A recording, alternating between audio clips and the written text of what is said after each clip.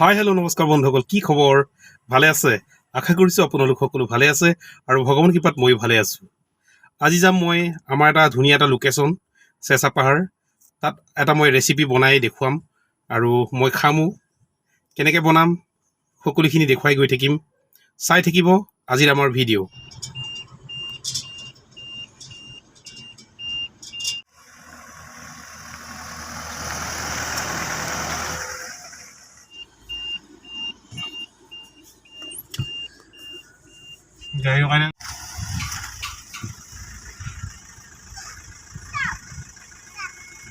এতিয়া মই আছোঁ অৰুণাচল পাপুমপাৰে ডিষ্ট্ৰিক্টৰ চেঁচা নদীখনৰ ওচৰতে আছোঁ। ইয়াতে আমি খানা পিনা বনাম আৰু দেখুৱাই গৈ থাকিম সকলোখিনি।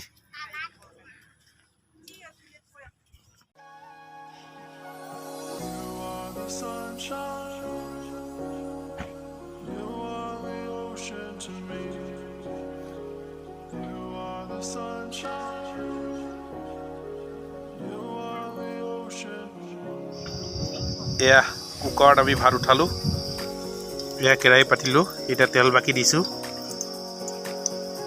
কম পৰিমাণে তেলটো আমি দিম। এয়া ছাইডৰ ৰেডি কৰি থোৱা আধা কেজি মাংস, পিঁয়াজ, জলকীয়া, আদা, নহৰু সকলোখিনি লৈছোঁ। মা মছলা ইয়াত সকলোখিনি আছে। এতিয়া বনোৱাৰ প্ৰস্তুতি আৰম্ভ কৰিম।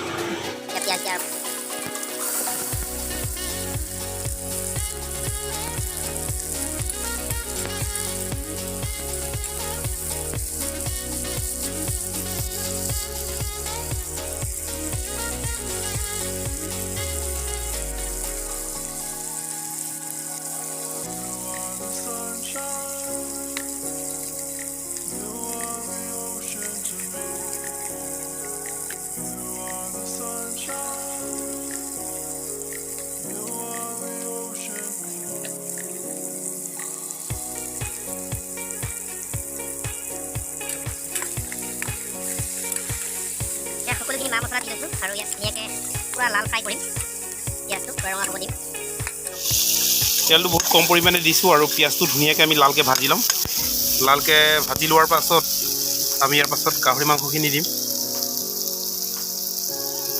লাল হৈছে, এতিয়া আমি আদা নহৰুটো অকণমান দি দিছোঁ। খুন্দি লোৱা আদা নহৰুখিনি।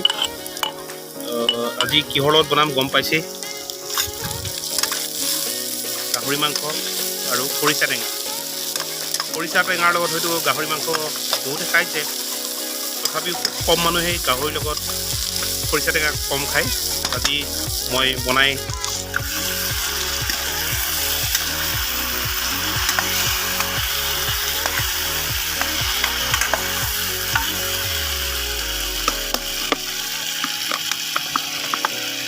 এয়া বাঁহৰ গাজখিনি এতিয়া দি দিছোঁ। বাঁহৰ গাজ বৰ বেছিও দিব নাই, কম পৰিমাণে আমি দিম।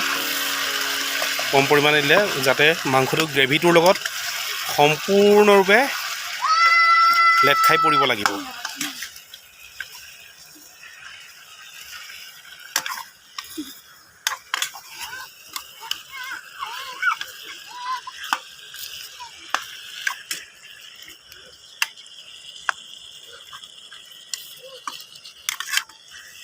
যি বনাই থকা মাজতে এয়া মাছ ধৰি আছে মাছুৱে।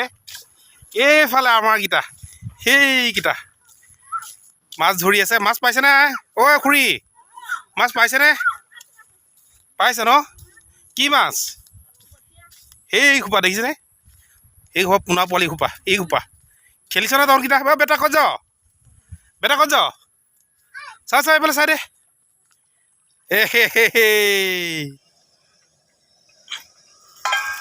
ৱাও, খৰিচাৰ গোন্ধ ইমানেই ধুনীয়া, ৰাম ৰাম, ইমান ধুনীয়া গোন্ধ, মা মছলাৰ গোন্ধ।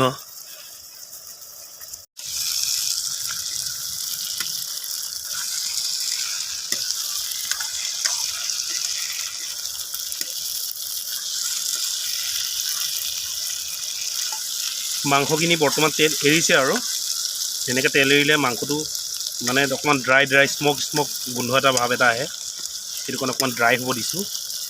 বিশেষকৈ স্মক গোন্ধটো নাহিলেও খৰিচা টেঙাৰ গোন্ধটো ইমানেই ধুনীয়া গোন্ধ আহিছে, মানে আপোনালোকক কৈছোঁ নহয়, একদম খাওঁ খাওঁ লাগি গৈছে, মানে ইমানেই ভাল লাগিছে।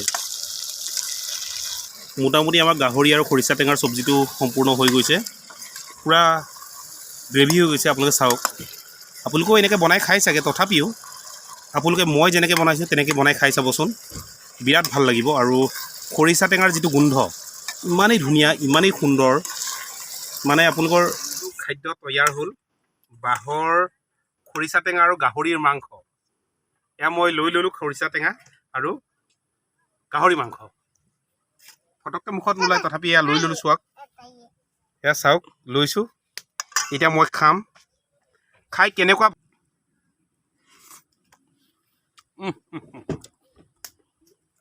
ইমানেই টেষ্টি ইমানেই ধুনীয়া খাই থাকিব মন যাব আপুনি বনাই ঘৰত খাব আৰু ইমানেই ধুনীয়া নহয় বিশেষকৈ আপুনি মাংসতকৈ খৰিচা টেঙাটো খাবলৈ মন যাব যিহেতুকে খৰিচা টেঙাটো গাহৰি মাংসৰ গোটেই তেলখিনি ইয়াতো সোমাইছে ইমানেই ধুনীয়া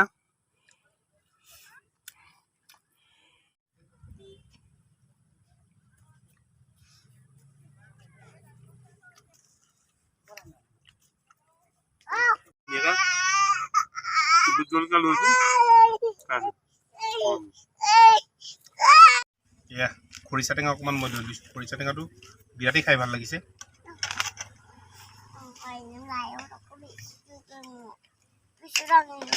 অতি সুন্দৰ খৰিচা টেঙা খালে আপোনাৰ খাই থাকিব মন যাব কিন্তু খৰিচাটো বৰ টেঙাই দিব নালাগে